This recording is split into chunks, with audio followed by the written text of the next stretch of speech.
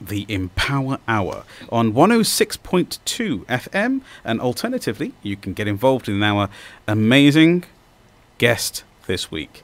Her name is Parveen Ashraf. She is the ITV celebrity chef, or cook, whichever you choose, of It's an amazing roller coaster of a ride. We are so inspired. You know, somebody who's got their own cookbook, their own journey, how a person can come from what we call public sector into being a true celebrity, without a doubt, internationally and going further afield with God's blessings. If you'd like to get in touch with her directly on the Empower Hour, please text in on 07745 278 978. Alternatively, if you'd like to ask a question directly and you want to give a call to Parveen, then please feel free to call directly at the studio, which is 01733 602 133. So, without further ado, because it's all about the guests on this program, welcome Parveen. Thank you very much, Sukhi. It's lovely to be here. Oh, it's more of a pleasure to have you on stage with ourselves on this show. The Empower Hour, as you know, it's all about the empowerment of a human individual, their psychology, their thinking processes, and their overall energy. And I think you have it in bags. Thanks. And sheer hard work, I'd say. Absolutely. And persistence. That's your journey. That's the most beautiful part of it as well. But realistically, in this particular show, our listeners, as you've understood, it goes globally. We take all of our videos international, from all the way from the corners of America, Toronto, Canada, all the way through to Australia, where we have people watching and tuning in as well, India, Pakistan, and all the places, and the continent of Africa as well.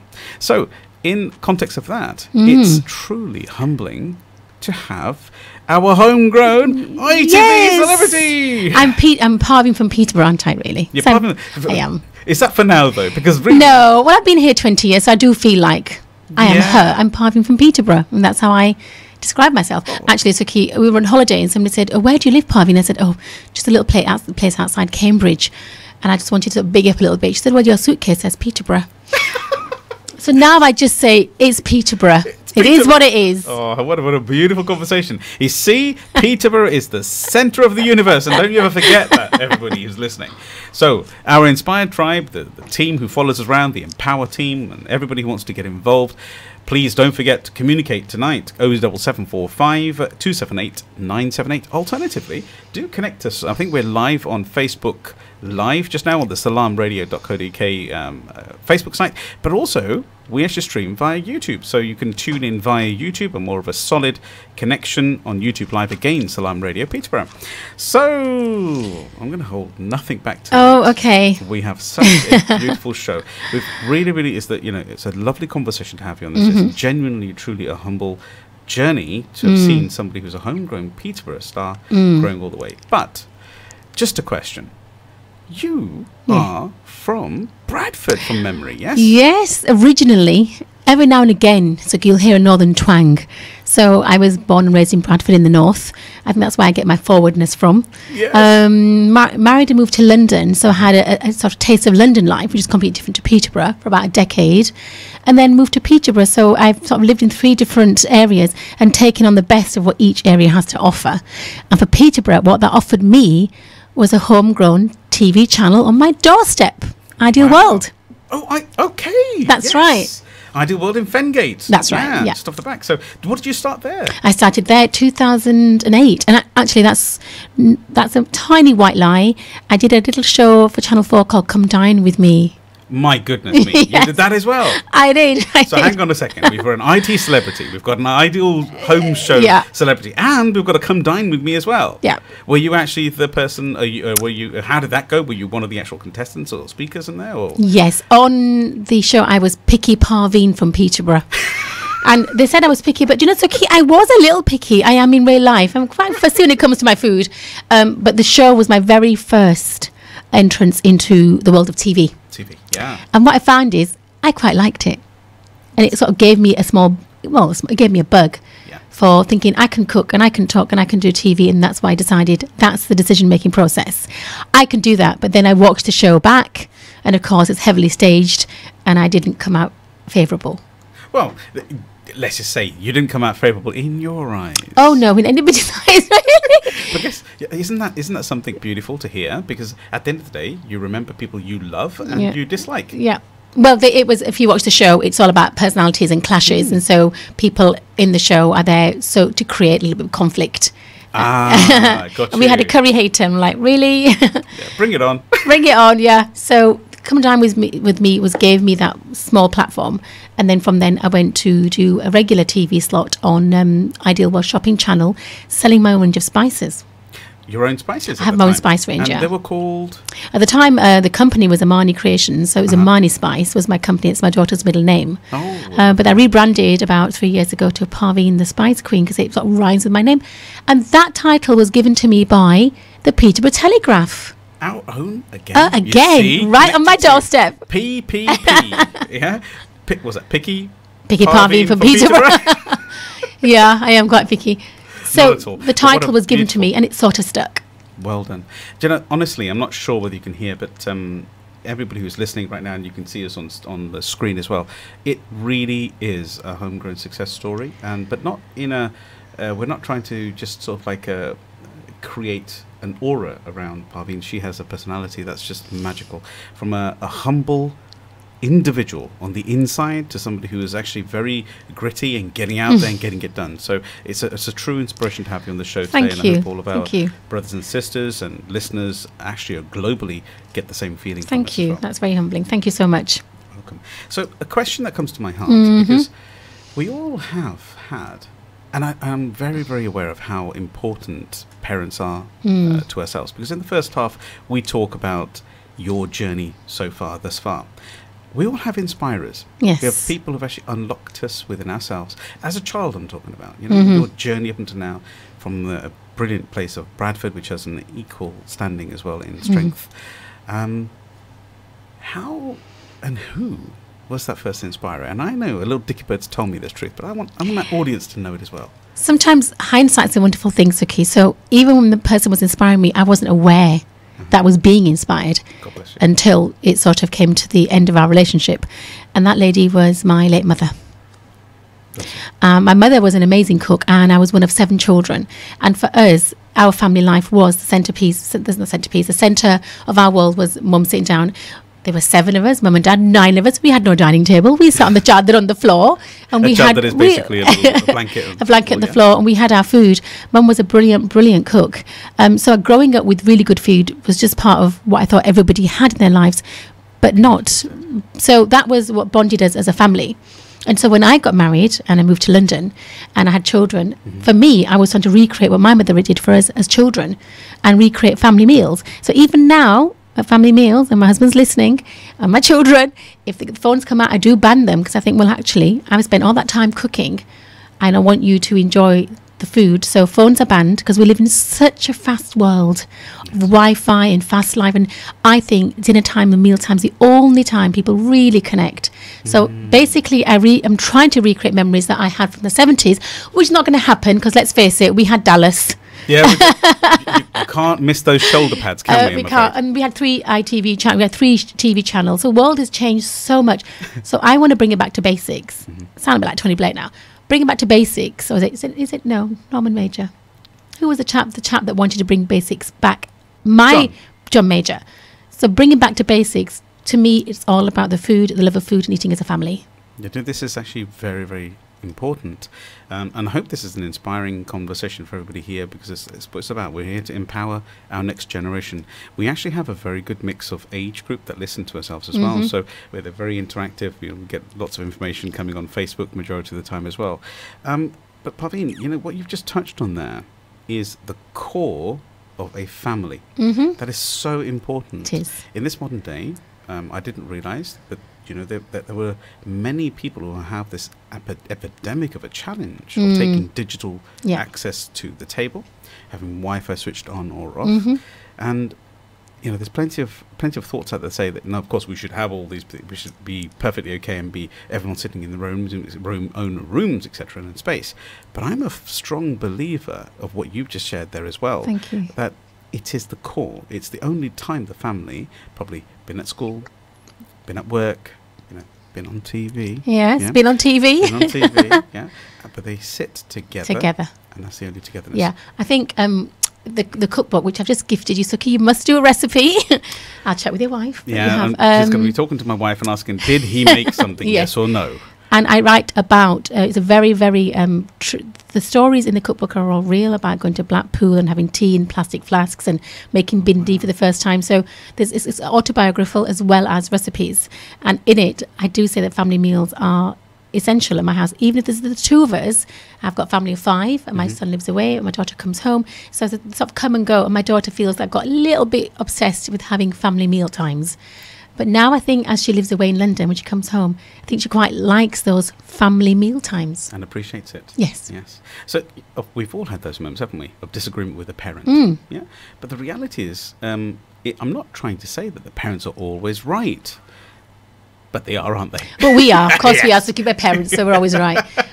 So that, it sounds like a very basic concept. Somebody asked me, how is it being on ITV, and do you feel you've reached success and you have success? And I said, well, it's success to me, house being clean, dinner being cooked, and the health and happiness of my children. So I identify myself as being a wife and mum. That sounds quite basic, but that gives me the grounding I need to go on and do the things.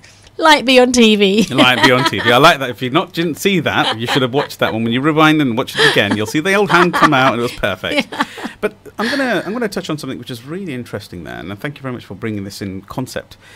The reality is that isn't there a perception that if somebody, I mean, I'm just asking this question for all the audience to hear, because I'm sure there's listeners out there who have a similar challenge where they're ladies and they come from a diaspora or a BAME background in some way, but they believe that being a person who enjoys cooking for the family is stereotypical and throttling and that kind of thing. So I think it's such a lovely concept to hear somebody who actually turns around and takes sincere pride, but openly, because you just said to me really beautifully there, saying that I take pride in the things that are important to me. I think it can be viewed as stereotypical, but the way I now sell it to my 21-year-old son, it's a life skill.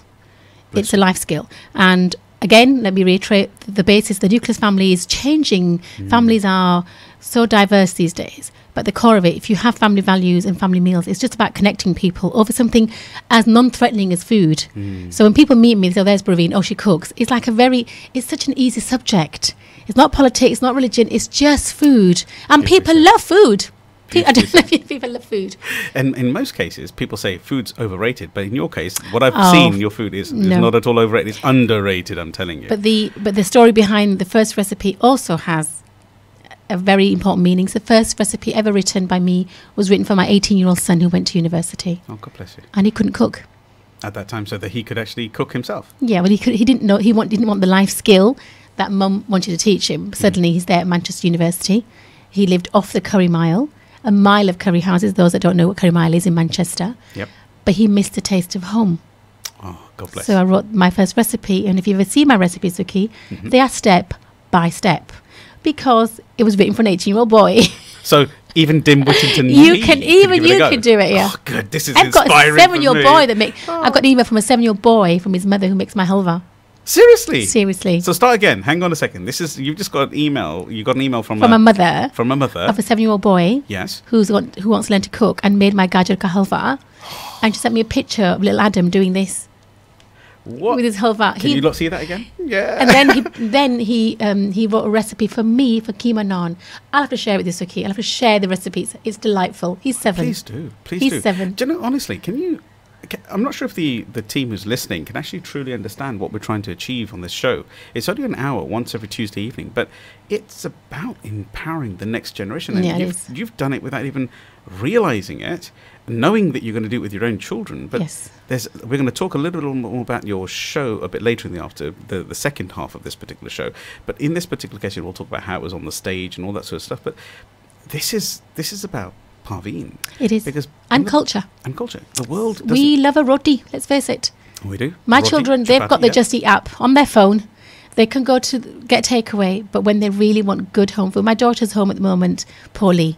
So I made her a dal with loads of turmeric, and then we made it a nice bit of chicken with hot rotis. I'm sure that's all the tonic she needed. High, good quality food, but wholesome. Now we'll Freshly made from home, From home. But here's the touch. You see, because one thing I've noticed with your shows when I've actually watched them is your heart seems to be in it. It really is in it. Yeah. So my neighbour said, Parveen, you ate a lot on the show. So what you see, Sukhi, is me eating the samosa, having the roti, eating everything. It was genuine. I genuinely ate the food. Oh, that's really odd, though. I really made a conscious effort that the food on the show was real. And yeah, I do love to eat. And what they couldn't edit out was my eyes rolling around when I'm enjoying the mango lassi or something.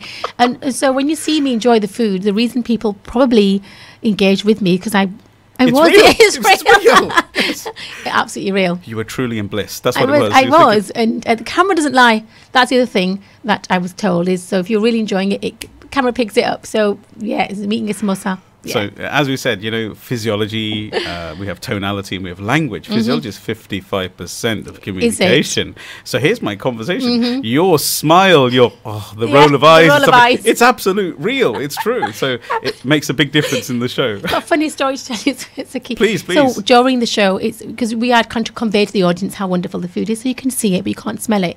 So you're told by the producers you need to engage the audience and describe the food using lots of onomatopoeic words. Right. So if you're saying it's an aloo tikki, I'd like you to describe an aloo tikki, Sukhi. Go. Me personally? Yes, please. Goodness me. Okay. Ooh. Oh, it's a soft... It's not easy. I'm trumped. Go for it. So you can't say delicious. It means nothing. Means nothing. Tasty means nothing. So you say it's softened on the outside with the base and crunchy. It's got the pop of the pea, the crunch of the tartness of the pomegranate seed powder, and it works really well as a potato cake. So you say lots of words to describe it. How nice is that? We just had a crash course lesson there, and I hope you remember that one as well. But I had episode 3, I had a samosa, and it's my favourite episode. I actually watched it 3 times with my family. I ate a samosa. Yeah. It was so delicious, I was lost for words. So during filming, I just looked in midair and went, I have no words. And that worked. And they kept it in. Oh, amazing. Do you know, there's individuals where, by the way, it's really a pleasure having you on the show. It really is. It's an absolute spark, and it's amazing to see such a, what we call an internally humble individual coming out and showing themselves to the world as well. You really are a true inspiration for a generation to come. I'll pay you later, Sukhi. Well, money's in the post. Thank you. Makes just nice crispy notes, fully ironed. Is it crunchy the outside, soft in the middle? It's crunchy on the outside. You can shake it around and stuff like that. So back to point. So my question to yourself is there some technique? Because I'm actually, I'll touch a little bit on it now. When you first went on stage, you shared openly and understood the whole concept of going on, come dine with me. Yes. But when you got your own show, yes, it was kind of different, wasn't it? And you've got a bit of a story to share for everybody to empower them in that conversation of how to engage or what was really going on. It is. So it can be very intimidating. Lucky for me, I had 10 years of working on a shopping channel in Peterborough, and then also Hochanda, which was based in Warrington. So I had that background of being in a studio and talking to the camera. And the secret is talking to the camera. Now, when I do a show, a demonstration, I'm talking to audience. I'm talking to you now, and you're nodding. I have empathy. I have energy coming back at me, and it's easy. You talk to a camera, Sukhi. Nothing. Who's there? Nothing. So my producer said, okay, describe your samosas. So I described them, and she said, what are you doing, Parveen? I said, well, I'm talking to the camera. She says, you mustn't talk to the camera. You must talk through the camera to the person on the other side. And when you do that with genuine passion, they will feel it. And that took a little bit of getting used to. But once I sort of got it, I got it. Yeah. And then it was just, I can do this. This is easy. Yeah. It's talking to the camera. As you do. Yeah, as you do. Most people, so when you see me talking to the camera and rolling my eyes and making roti and doing the chapati clap, which my husband says is the best sound in the world, which it is, these are all true stories, and they allowed me to be quite authentic in what I wanted to say. So it was just being myself, but on cameras, and that's why it sort of looks real, because it sort of is real. Wow. Do you know, there's a gentleman called Professor Masaru Emoto. Love his experiments. That's right, yeah. And he speaks about the water crystal experiment, which is basically about actually infusing the water with a positive vibration or a negative vibration, whichever it is. Food, as we understand it, is 80% water. Yeah. And we are ourselves between 60 and 70 and 84%, whatever anybody's school of thought is. So do you truly really focus on that? Because I know you're an energetic being. I know you are aware of the things that a lot of our followers, by the way, the Empower Hour, they understand this esoteric philosophy of understanding of Reiki and understanding of the energies. So does that pay any attention to it? Because I'm telling you now, when you create that stuff, because most shows that I've seen have used what we call false food, but you're not using that as much. You're really trying to create something different. Yeah. So, well, I can't comment on other shows, but I know that the way that they asked me to do the show was definitely keeping it real. So we had no script. It was just what I wanted to say about the food. But I'm 100% a believer in putting love in the food. And so I'm Muslim, so when I put the spoon in, I'll say Bismillah, and I put energy. God and then my bless you. son Cyrus always says, Mum, you can taste the love. Oh. And he reckons even if I make a cup of coffee, it tastes love. Or is that his way of getting me to make all his coffee? So Cyrus, if you're watching, she's on to you, mate. I'm on to him. He's my youngest, so he's my baby. But I'm 100% a believer in this kind of principle. So when we started the first recipe on the show, I asked everybody to do a little prayer, and it may have been unconventional, but and I said to the team, if I don't have a good energy on set, the food won't come out right. And they're all looking at me thinking, oh, she's bonkers. She's bonkers, but I'm afraid you proved it wrong. And so every single dish, when we opened the dish for the pilau rice to come out, every single grain was spot on. The paratha fluffed up, the naans were perfect. Every single dish we cooked came out wonderfully, and perfect. I believe it's the energy that one puts into the food and on the show. Yeah, my mum used to say to God bless her soul as well. Passed away late last year. A great loss to us all, but she used to always have this philosophy of when she was cooking. I'm sure the same as yourself with your mum as well. That when she was cooking, she was in a meditative state. She was in the state of exuding energy and love via the prayer, via the dua, via the part, etc. All this was given into the process. Now, you've just proven that correct, because you do that yourself. And actually, you've also, I understand that you've actually connected to your audience, and people actually communicate with you about how you're talking to them. So, how is this happening? What do you think you're doing? Well, so I was what my producer called, I was on Sally Telly. That's what they call it, Sukhi. So that I think it's a slightly derogatory term in that I was selling my spices. It's very hard sell. It's very buy this, buy that. So I'd done that for 10 years. So I was in that kind of zone. And then I was told by the powers to my producers and directors on the set and the show is that if you're talking at the camera, it will be flat. You need to engage with the people at home. And the way that I saw it is if I'm looking down the barrel and teaching Sukhi how to make a roti. One person, and that's what connects one person. So when I'm getting the emails on Instagram and Twitter and Facebook and people are engaging with me, they feel like I'm talking to them because in essence I was talking to them. This is very inspiring, truly inspiring, because there's that, I believe, is kind of like the missing element in a lot of people's shows, presentation. And I'm not talking about other shows, I'm talking about individuals. Like even myself, when I speak here, I endeavour to speak to every single person that I'm engaging with on the radio and also on Salam Radio on Facebook and YouTube. So it's beautiful to see that somebody who's so well revered in the celebrity industry. It's a strong word, revered. I would say that's the key. Well, I think so maybe kind. You're welcome. But the reality is the truth is the truth is the truth. And my question to yourself is that you are an icon. You're becoming a strong icon for individuals who stand for their way of who they want to be, authentic self. Now, I know you've had a lot of assistance in this manner, in the sense of you're a studied person, you've gone into neurolinguistics and stuff. But I'm going to go into a bit more your family environment, because you're very well supported by your husband as well. I am, yes. And I think, you know what they say, Sukhi, behind every good woman, there's a man rolling his eyes. Rolling his eyes, I like that one. My husband, we moved to Peterborough for his job, and so my job was to support him and raise 3 children, which I did. So my children are adults now, 29, 27 and 21. It's not true, Tree. I'm telling you, she's lying.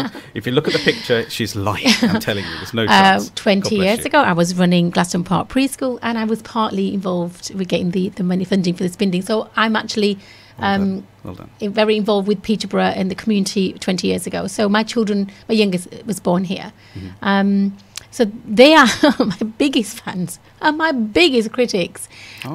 So when the show was aired and my son watched it and said, Mum, it's fine, you're just a posh version of yourself, then I realised I was doing something well, because what I didn't want to be, I didn't want to be a different person on screen as time in real life. The reason why I had to pause you there, do you know? Is it half time? Did you know 26 minutes have gone like that? I need a coffee now. You need a coffee. But I'm going to touch on that a bit more after the break. But if anybody else has just tuned in to watch us as well and listen to us now on Salam Radio, the Empower Hour with your host today, Sukhi Wahiwala. Actually, we are speaking to a celebrity chef, a homegrown, very proud person that we're very proud of, Parveen Ashraf. And please get in touch, communicate. Please get involved in the show in the second half. We'd love to ask you questions. So Parveen, just a second, you're going to be with us, but in the after this particular break, we're going to come back in. It's going to be a slightly shortened episode, because we're going to stop for the azan at 52 minutes past 7. So please bear with us and enjoy. Welcome back, everybody, when we come back after a few seconds. Stay tuned to Salam Radio after this short ad break. 1 in every 10 people live without access to safe, clean water. Let's give them a better choice than drinking either dirty water or no water at all. Together, we can turn this desperate situation around by delivering safe water solutions to the world's poorest people. Call 0161 225 0225 or visit humanappeal.org.uk.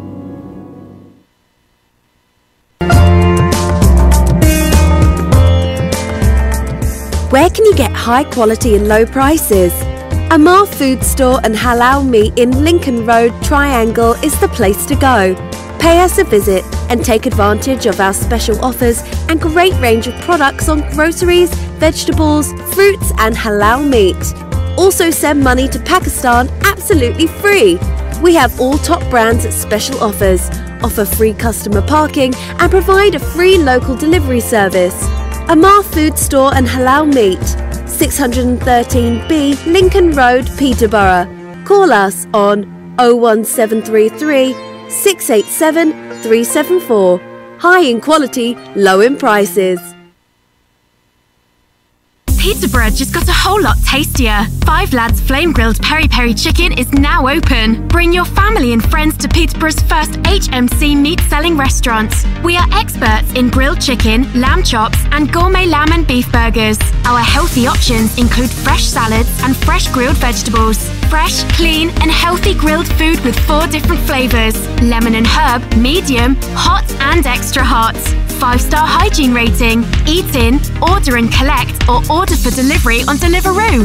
Follow 5 Lads Peterborough on Facebook and Instagram 5 Lads. 15 Cowgate, Peterborough, PE1 1LZ. Call 01733 56 22 87. Open 7 days a week, 12 to 11 p.m.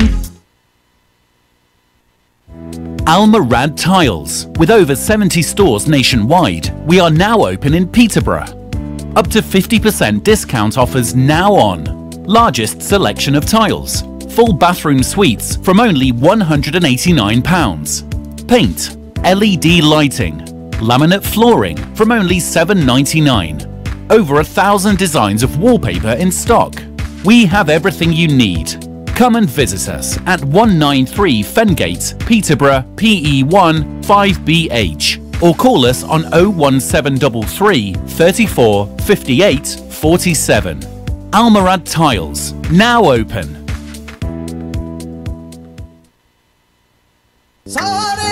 सलाम radio और पेनी appeal सजा रहे हैं Gladstone park community centre में महफिल कवाली की एक खूबसूरत शाम मशहूर कवाल ज़हीर अब्बास के साथ 13 अप्रैल बारोज़ हफ्ता शाम 6 बजे। टिकट सिर्फ 10 पाउंड में। टिकट और मजीद मालूमात के लिए आज ही रब्ता कीजिए 07722 558884 या फिर 07852 685851। महफिल कवाली की एक शाम कवाल ज़हीर अब्बास के साथ।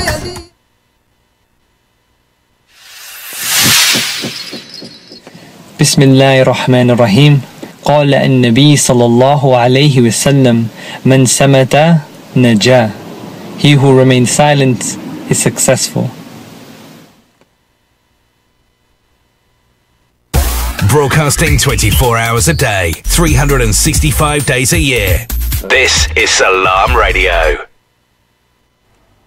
Welcome back, everybody. This is your host, Sukhi Wahiwala, this evening on Salam Radio with the forever amazing Empower Hour with Parveen Ashraf, the celebrity ITV chef. I'm a cook, Sukhi. I'm just a cook. I'm a cooking teacher. Well, I like both. Okay, I'm our ITV chef cook. Sorry about that. If you've been watching our Facebook Live whilst we've been talking about this, we've been having a whale of a time. Thank you very much, Saurabh Thakur and Bob Wahiwala, for engaging and watching her. She loves and that's your brother. He watches the show. My brother, yeah, and he said obviously with the family as well. He says he loves her joking, and I've watched all the episodes. And he says also meant to say he loves the cooking. It's really good. So obviously he's a great chef himself. He loves this. Okay. Stuff. And Saurabh Thakur is just saying hi. How you doing? Hello. And we have our own homegrown Shazia Bashir, our counsellor, saying hi as well. I got a text from her a moment ago saying, make sure you mention my name. So Shazia, just for your reference, you've been mentioned. You've been mentioned. But back to you. If anybody would like to engage, do engage via any of the social media aspects, and even if it's WhatsApp, we will do our best to get in touch. But if I can just touch base with a little bit, we've got a slightly shortened, just so you know, we've got a slightly shortened show due to the azan. We're going to be coming off air at 7:52, so we've got about another 20 minutes, which is an absolutely ample time for what I would like to cover. I don't think individuals who are not in Peterborough, who have not grown up with you, really know how lovely and humble in the love aspect of connecting with the human beings you really are. So I'd like to just talk about this, because there is also always what I call some kind of an internal inspiration that comes from individuals, right? And from talking with you, from knowing and understanding yourself, who is, how do you get yourself into heart center? What really connects with people? It's a really deep question. It is a deep question. No, you haven't. No. We didn't discuss this earlier, Sukhi. No. This is what the show does. Gosh. It's live. It is live. Actually, no, I always had this inner feeling that I wanted to do something and make a difference. And although I'm doing it with food, I feel at some level, I'm inspiring a young girl sitting at home thinking, well, she can't do that. And growing up, we didn't have any role models. In the 70s, growing up as a girl in Bradford, there wasn't anybody that I could look up to thinking, well, she's done something. And it wasn't that I'm cooking on TV or got a cookbook. It's what I did was aspire, and I followed my dreams. So I went to school, I got married, I did everything that was sort of required of me. But I always had this sort of inner sort of drive, if you will, ambition, to do something. And I didn't think it'd be through cooking, but it just happened to be that I just happened to be a really good cooking teacher, and that gives me a platform to talk to others. So going to schools and doing talk on diversity, standing up for International Women's Day in London and talking about my dreams, probably because I'm a bit of a performer, Sukhi. I did I did drama at school, it's a little bit performer, yeah. So and if I can inspire one person to follow their dreams, especially a young girl of colour, then I will feel that I've done something positive. Now, you definitely are inspiring, and inspiring a new generation, and a generation of your generation and older, because the reality is that it's not just about, from what I understand by speaking to yourself, it's not just about being a stereotypical anything, because that's subjective. Yeah. It's actually being who you truly are, your authentic self. You used the words earlier on. Yeah. There's a lovely WhatsApp come through, so just let's read it. Yeah. It's from his brother again. Yes, I'm afraid it's from another stalker. No, it's not. It's from a young lady called Tahira. Okay. And she's just saying, it's amazing to see you on radio, and thank you for coming on to radio as well. And you're a true inspiration. So thank you very much for that, Tahira. And my question to yourself, again, just to inspire a little bit further. You are a part of a fairly substantial family. Yeah, you said earlier on you were one of 7. Quite a large family. Yeah, one of 7.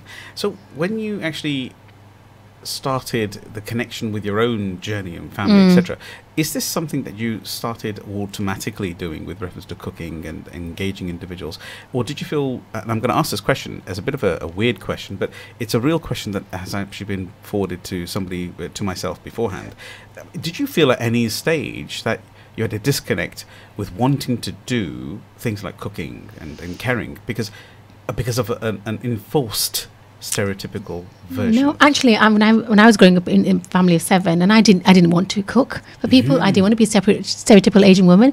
I didn't want to be a wife. I didn't want to be a mother. In fact, if anything, Sukhi, I fought against my culture. Because growing up in this kind of, in the 70s, from the Asian community, you're in the middle of two. You want to be like your English friends, but you also want to be Asian. So at home, you're very Asian, and at school, you're very white. And so you were living in two worlds. And so as a child, being completely sort of disconnected, disenchanted with my own culture, being raised very strict. And then here I am 30 years, 40 years where I am presently, and I'm now celebrating everything that is my culture and my cuisine. So it's a celebration, but we have to go through those journeys. Yes, and now what I feel is so my children, my mum would say, well, at the English, you're half English and you're half Asian. Well, yes, we are, because we speak English as first language, except with my parents, I spoke Punjabi. My children speak English with me. So I feel what connects them with their culture, and I tell you what connects them with their culture, apart from a good Bollywood movie, is food. Yes, it sure does. Food evokes memories. So I remember waking up as a child on the morning of Eid and smelling the cinnamon, the sort of the softly wafting cardamom, milky smell of semia through the house, together in unison with rice pudding, with the stock mum would make of a lamb chop stock to make the pilau for an Eid celebration. And both the smells would wake me up as a child. And actually, smells evoke memories. Yes, they do. And so, and I think we've got away from that. There's far too many apps to order food and takeaway food. And this thing about eating clean and eating healthy, we need to strip back and eat and cook from scratch. And it's not difficult. However, today's generation has forgotten how to cook. Yes, absolutely. And the reality of this is that you're actually taking it to a level. As you said, you were talking to your son in your first, in your very first, and we're going to talk about the cookbook if you don't mind a moment. But I've got a question over here from Muzaffar Ali, and I hope you still remember me. He says, for good old times, Muzaffar Hassan, yes? You have to remind me now. Well, I haven't got an image here. It says Muzaffar ul Hassan, and he's on Facebook as well, saying, you'll have to direct message me, Zafar. Well, I worked in the community, didn't I? Yes, so I'm part of the community. And I actually remember being as part of Shore Stack Gladstone, one of the methods we got people in to engage with the project is through a one dish party on Eid and Christmas to get people to engage. So food does engage people, and like I said, it's a non-threatening subject. Truly. And it tastes good. And it tastes good. And people love food. Yes. However, in this very fast-paced life, I think people have forgotten the basics. So I do things like a 10-minute tandoori chicken. Anybody can cook that. So a 10-minute... What? 10 minutes. Sorry, you lost me there. I just did a double take there. 10-minute tandoori chicken. 10 minutes. That's just amazing. I did a live demo at Carfest, and I did it live to 500 people, and we timed it, and it was marination to mouth in 10 minutes. And so it's about giving people quick recipes, and I do lots of cheats as well. I had to quickly cheat and make food. It's not all about 3 hours in the kitchen. People don't have the time. Yes. So that was actually one of my questions, which was poised over. How do you, in this modern run of day, the busyness of day, how do you find time to really cook fresh? Because you're saying it's about the whole presence of being there, and as you go through each stage, nobody has time. Nobody has time to cook every day. Even I don't cook every day, and I cook for a living. But as we know, if you're making a dal or chicken masala or a sabzi, it can taste perfectly, in fact better the day after. So it's about sort of batch cooking when you've got time and freezing it, put in the fridge. So when I'm teaching, I give people techniques of how to cook. It's not about being in the kitchen 3 hours every day. Nobody has time to do that. So you know what I'm going to say, don't you? Oh my God. Tip time. Tip time. Yeah, absolutely. Tip time. Come on, you have to give us some tips here. Okay, so if you're busy and your wife's doing her PhD and you're busy, so you marinate tandoori chicken, thighs and drumsticks, tandoori powder, salt, lemon juice, tenderize, yogurt to bind, salt, and a bit of coriander seed powder. Marinate it instantly in the oven with foil on. That's there for an hour. While that's happening, slice some potatoes, add some cumin, chili, throw those in the oven as well. You've got the potatoes, and get some lettuce and salad and dress it with lemon and coriander, and you've got a meal. You now know the greatness that I'm sitting in front of. Somebody who can go straight to your heart in 10 minutes in conversation. Well, well done. Thank you very much for that. But because cooking, we also do fusion food. A lot of the food I do is fusion. Oh, but is that taking what the... Well, it's the just UK taking flavours that I'm used to and making spice. So I did a roast chicken, but I don't like a roast chicken. It has no flavour. So I spiced it with turmeric and mustard seeds. And then I did a coleslaw with tamarind which is imbli, tamarind and turmeric coleslaw. And then like a mango mess it's like an Eton mess, but with mangoes. Mango mess, I love it. Oh, it's the best. It's amazing. There's one problem with mango mess. You will never go back to eating mess after a mango mess. So that was an invitation. Everybody, I thought you just need to know this now. This is Sukhi Wahiwala. I have just been invited to have a mango mess in-house around Parveen's house. Okay, so by the way, she didn't say any of that. That was just me. It was my little last stab there. So just as a lovely question. I mean, what I'm going to do is next time, I'm telling you, I'm going to have you back on the show. And make I'm going to have a cooker here. I'm going to have a cooker here, and I'm going to make a mango mess live for everybody on video. If you have time, I'd like you to watch the episode where I ate the mango mess. It's a huge bowl. I ate the lot. You ate them. So now the truth comes there. The truth comes out again. Yeah, you eat your food. Absolutely. That's a great answer, though. There's a great outcome there. So just to go back to a conversation, it's amazing. So if what you're trying to say, so is it correct in saying something like this, that maybe the base of the actual overall cooking, you know, if you go to a restaurant, they tend to have a gravy and they do a live tadka meaning a quick fry for the actual curries and of onions and garlic. I'm really showing off now, aren't I? You are a little bit. Oh, goodness me, don't worry. I read well and I watch movies. But in context, so I do apologise. So in the context of that, so would you suggest to kind of batch cook these base elements so that you can actually create a quick dal curry or a quick lady's fingers or something like that? You can actually make a tadka dal or a dal makhani. You can make a dal on a Monday and have it on a Wednesday, because spice is a natural preservative. So without preservatives, you've got food, it's got turmeric, which is good, and it's said to have healing properties because of curcumin and it's anti-inflammatory. You've got the spice, you've got the coriander, and you've got the fresh coriander. So you've got something that you can cook on a Monday in 20 minutes and it's fine for the Wednesday. All you need is a naan and a bit of boiled rice. Wow. That's just amazing, isn't it? And what I'm trying to get at is that if a person was cooking in the way they were saying that over here, and even if they cooked from scratch, there's a saying that says you can eat as much as you want of anything, as long as you cook it from scratch. Well, I wouldn't say that about brownies, but yeah.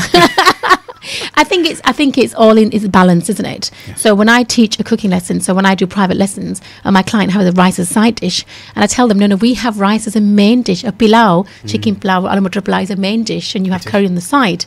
But we balance it out with a bit of raita, which is yogurt, and it's fat-free. You've got salad. So we balance out our cuisine. We don't eat the food the way many people I suppose they think it should be eaten, but they've actually mis-eating it for a long time. So when I do a private lesson, I teach them the etiquettes of how to eat correctly, which is not loads of curry and loads of roti. You have your raita, you have your bundi yogurt, you have your salad, and you have your chutney, and you have your achars.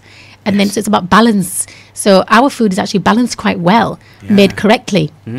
So that's so inspiring. It reminds me of a saying, I think it was Buddha once said, that your food is your medicine. Yeah. It is. And spice is, I mean, if you look at through spices, I mean, we have lots and lots of ginger and fresh garlic. If you look at many cuisines, probably Chinese, but we don't have fresh ginger garlic, but that is really good.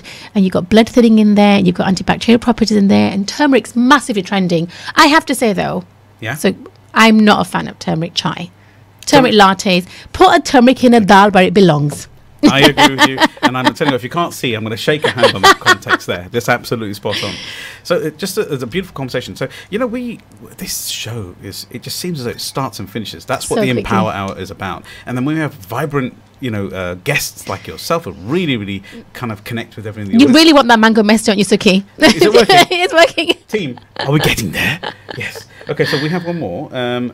Oh, by the way, we have another lady called Tahira who says, we're due a coffee. So there you are. So we are due a coffee, I think, in a way is, yeah. So people are trying to get in touch with yourself. Yes. So how do we get in touch with you? Well, the wonderful thing is the show's allowed people to get in touch, but nationally and actually internationally. So really, I have a website, and I decided to give it a very, very simple name. My name. It's just parveenashraf.com. Could you spell it out, please? I can. Parveen, Parveen, and Ashraf, ASHRAF.com. So parveenashraf.com. On there, you've got my Twitter, my Instagram. Just click through, connect with me, ask me a question. You can buy a book. We sold out though, Sukhi. That's twice or so that since we've been on air. Oh, how beautiful is that? Again. I'm so lucky that I was gifted one earlier. Yeah, you were. But you know what? If anybody does want to get hold of the book, yes. When is the next? So the books arrive week beginning the 22nd. So you can go onto my website and pre-order, and I can sign a message. But the book's got very simple recipes, quick recipes, lots of cheats, and lots of top tips, and a whole directory how to make garam masala, how to get the best from your spices. Wow. It's a real sort of comprehensive little book.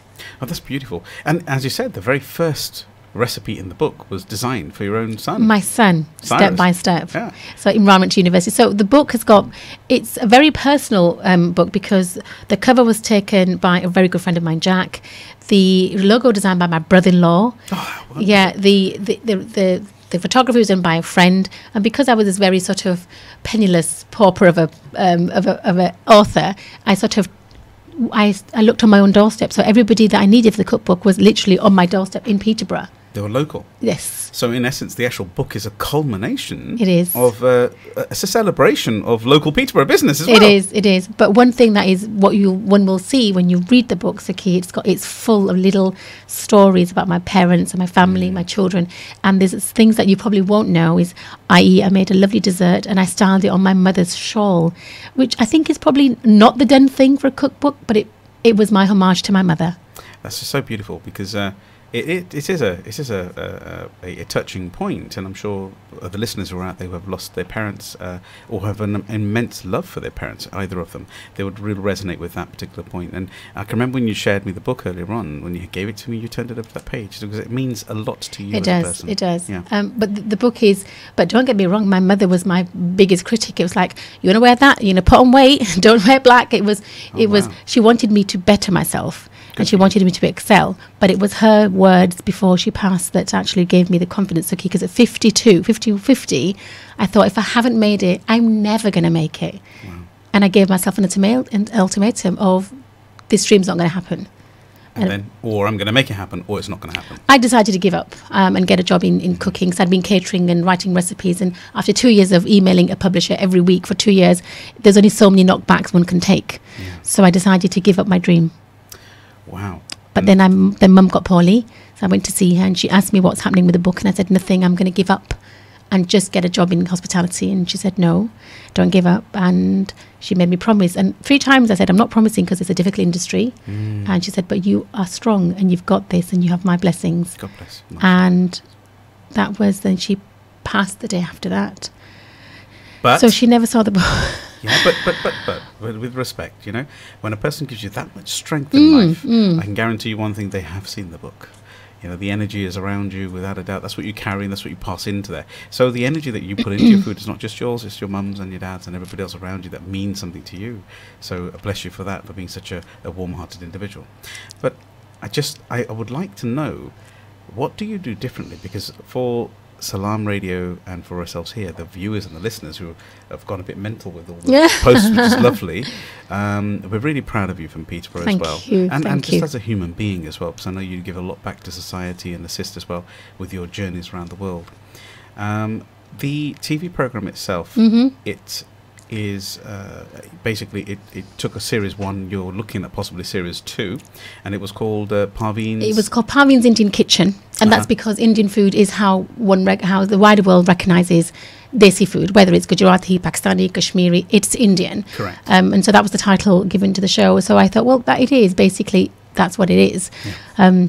10-part series on primetime TV. It was it was very overwhelming. Unbelievable journey. Now, just a little bit about that, if you don't mind. I mean, I bet that journey was not easy. Actually, I found it quite easy. No, there you are. I think I was at the right time at the right place. But what I had done, Sukhi, I had spent a good 10 years working on my presentation skills, styling, NLP, confidence. I did voice acting lessons. Beautiful. I did acting lessons. And if you're thinking, why has she got acting lessons? One has to act at being oneself on camera. Yes, absolutely. So all these things. Plus, I had 10 years behind a camera in Peterborough. Yes, absolutely. And the balance that brings to you with your inner psychometric awareness as well, right? It does. So and it gives you an inner confidence. So when you see me talking to the camera, I genuinely am talking to the camera. So when we did the show for ITV, and I found we had the camera crew, and they were amazing. These people are excellent at what they do. The show is a very high production, but at the core of it was just me and the camera. Yeah. And I was comfortable. And you know when you watch X Factor and they say, "Ooh," Simon Cowell says, "We can hear, you can feel the nerves," and that's true. So if I would have been nervous at home, people would have felt the nerves. But I was quite comfortable making a samosa or saga loon and naan, and that's what people got. That she's actually just doing basic cooking, recipes that are from our childhood and our heritage that have not been written down anywhere. I even showed her atta bin on episode 3.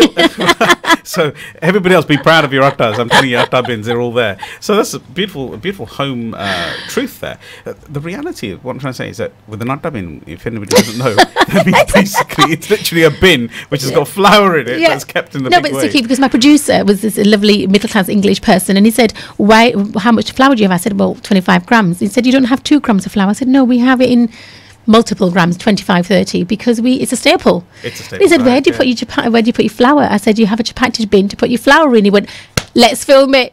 So we did.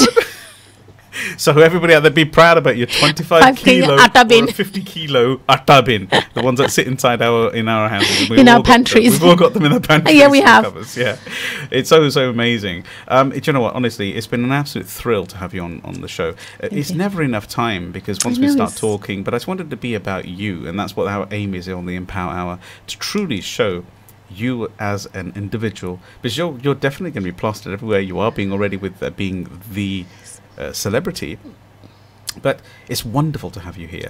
And I know you've gone through guises of understanding, but if anybody would like to order your book, and your book is called Parveen the Spice Queen, is that correct? Parveen the Spice. Get the title given to me, which I sort of stuck. Oh, that's lovely. Parveen the Spice Queen. And from looking at it myself, the pictures, the quality of this production is amazing. So my suggestion would be to go online at parveenashraf.com and please get involved. Please get involved and buy and support. But I've got a little secret for everybody here who's listening. Oh, have you? Yeah.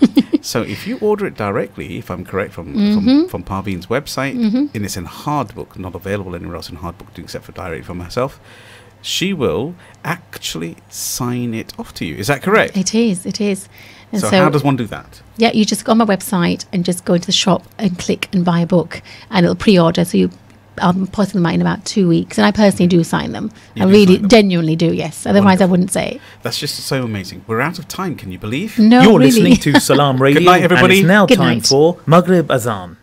This Azan is sponsored by UK Islamic Mission, serving humanity since